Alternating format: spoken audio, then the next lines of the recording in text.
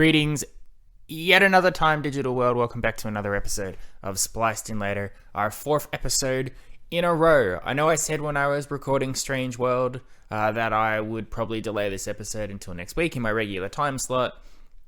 But like most things I say on this channel, on this Spotify, on wherever you're listening to me, it's a load of horse shit for the stuff that I say.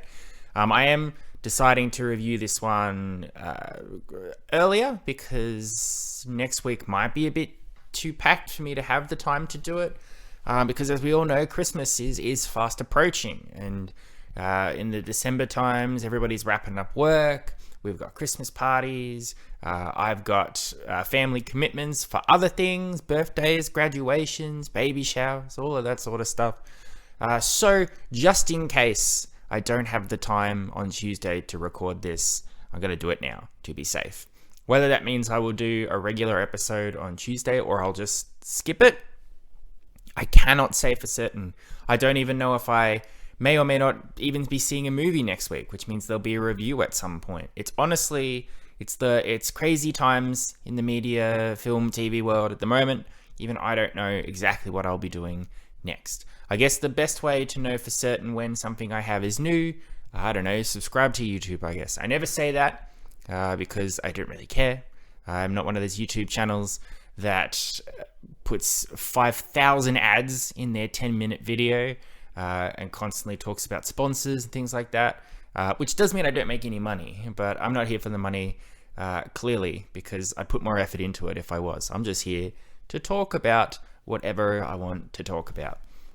Speaking of which, let's talk about what I want to talk about. Today, we are adding yet another episode to our ever-growing analysis of the Marvel Cinematic Universe, the continuing show where either I go back in time and talk about the older stuff from the very beginning and how the MCU has evolved from those early Iron Man days, or I review the new stuff, which, thanks to Disney Plus and the pandemic winding down, means there's constantly new MCU stuff every other week. As I mentioned on my Black Panther Wakanda Forever review, this does mean the franchise has the potential to put quantity over quality, but for the most part, it's still relatively good. I still have a really good time watching this stuff. Today, we're focusing on a special, the second in, I guess, a new sort of approach the MCU is doing, a Marvel Studios special presentation. We already talked about the Halloween special, which came out, funny enough, on Halloween, or around that time. The homage to old-style black and white monster movies directed by Michael Giacchino, focusing on Werewolf by Night. And if you recall, I was very positive about that. I thought it was a really cool 50-minute little thing, introducing brand new characters, a new world, new concepts, homaging old stuff like Frankenstein and Dracula, and a surprising directorial debut from Michael Giacchino. So today's one that we're talking about is the Christmas special. Now, I don't know what the plan is after this. I don't know if there's going to be specials that are only holiday themed, in which case we might get an Easter special later on. I don't know if the specials are just whatever comes to mind, which is in service to the larger MCU plot and story that Kevin Feige's got going on. I don't know if it's just going to be Halloween and Christmas specials. So we'll get new monsters every Halloween and then a new favorite MCU team or character to focus on for Christmas. Or there could never be another special after this. It could be two specials back to back. Never again. I'd find that hard to believe because Werewolf by Night was both critically acclaimed by critics and fans alike, and it definitely would have bumped up the Disney Plus numbers for Halloween.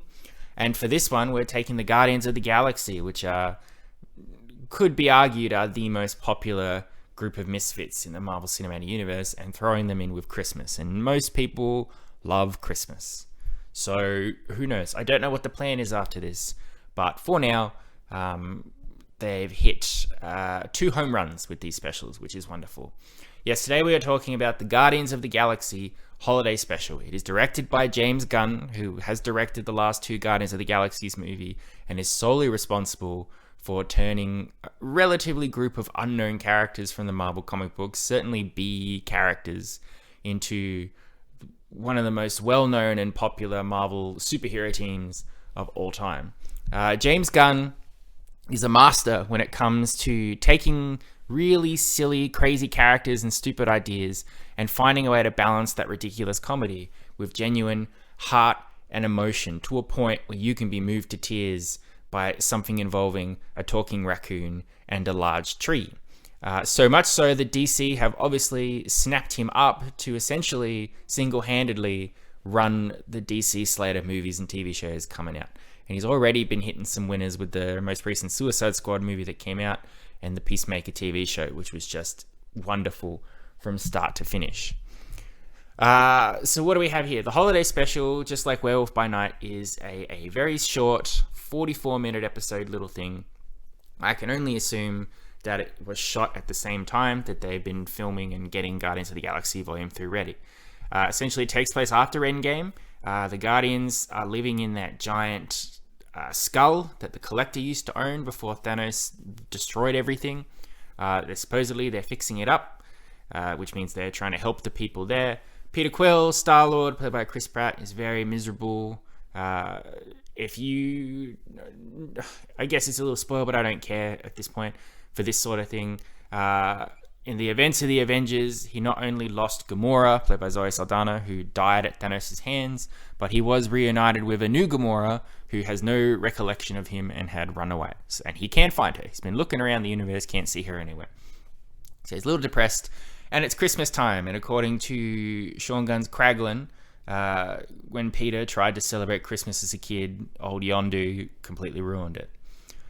So Mantis, of all the Guardians, Mantis has a very specific reason for why she wants to cheer up Peter Quill and give him a really nice Christmas. Interesting reveal, which I think will have repercussions for future movies, and surprising reveal as well. It's dropped so casually that if you're not paying attention, you might miss it. I actually went, wait, what? Okay, cool. Anyway, she really wants to give Peter a happy Christmas. She doesn't know how to do it. And then Drax, good old Drax, comes up with the idea, why don't we go to Earth and get Kevin Bacon? Because boy, oh boy, Peter Quill loves those old 80s movies. He loves Footloose. He's mentioned Footloose several times. Let's just kidnap him and give Kevin Bacon to Peter Quill as a Christmas present. So basically, the special is broken into two halves. The first half is Mantis and Drax going down to Hollywood at Christmas time and just getting into shenanigans on Hollywood Boulevard or drinking in a nightclub, completely misreading situations and causing a muck trying to get to Kevin Bacon.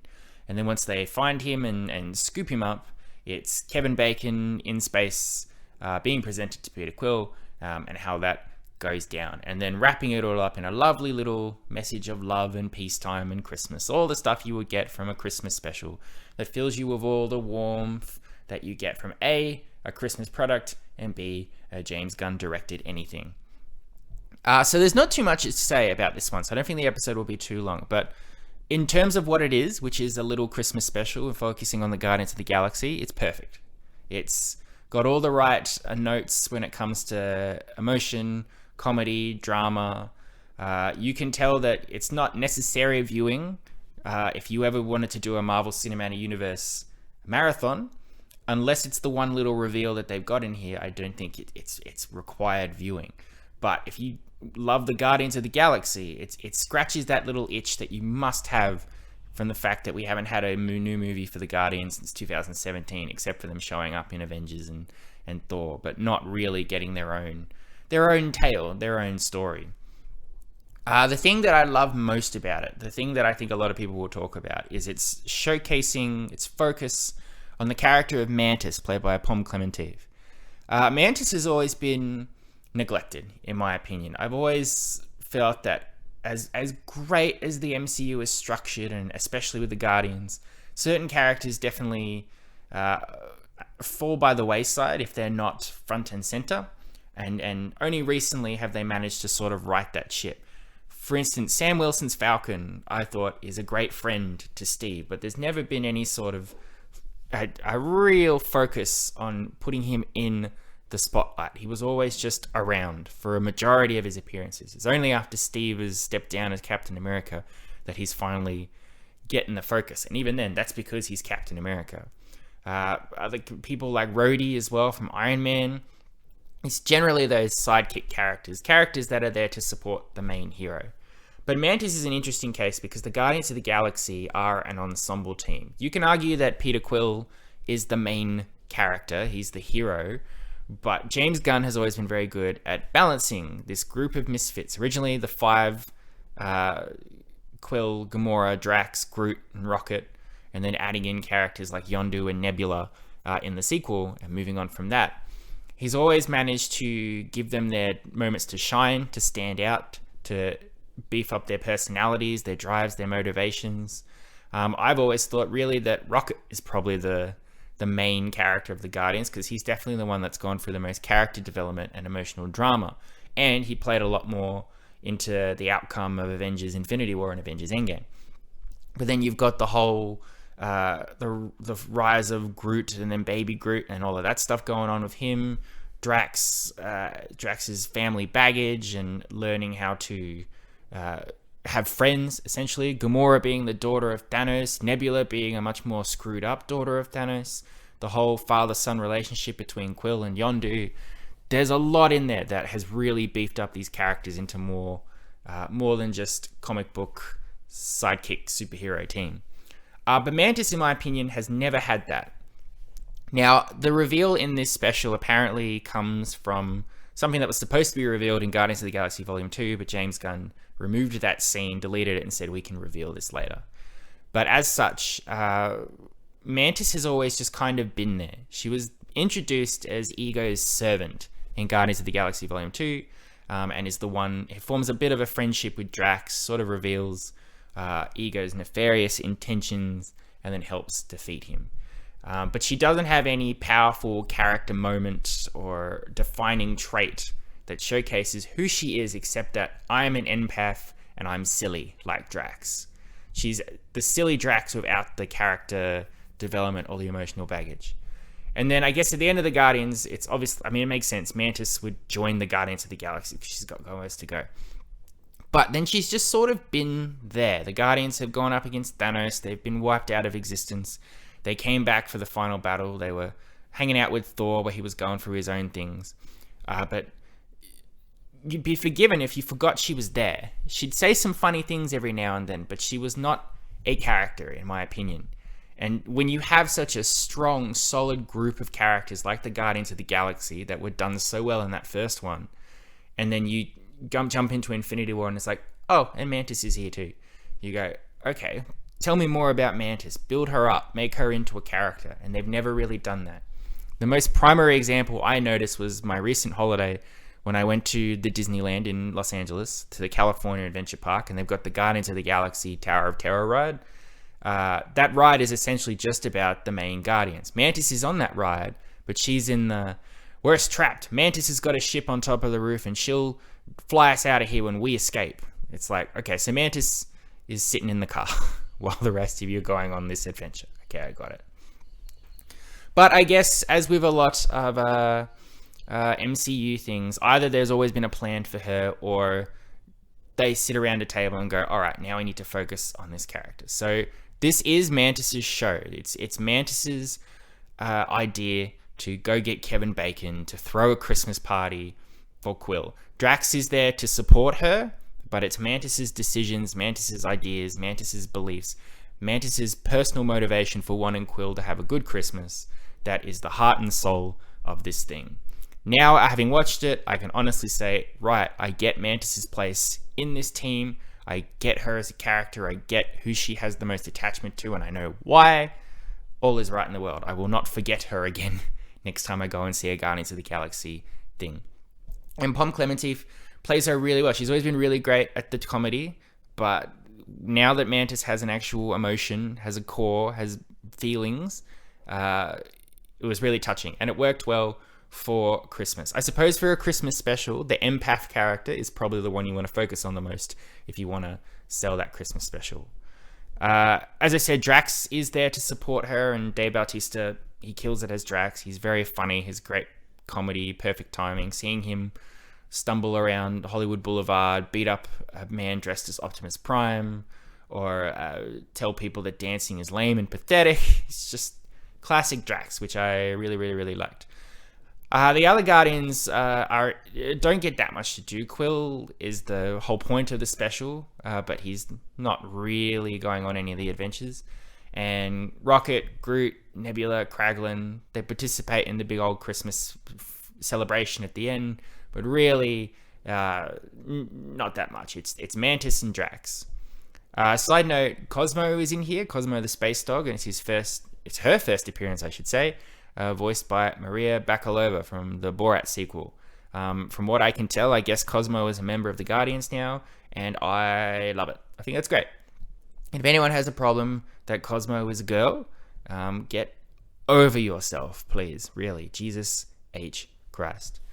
Our highlight as well from this is Kevin Bacon. So in this, Kevin Bacon plays himself.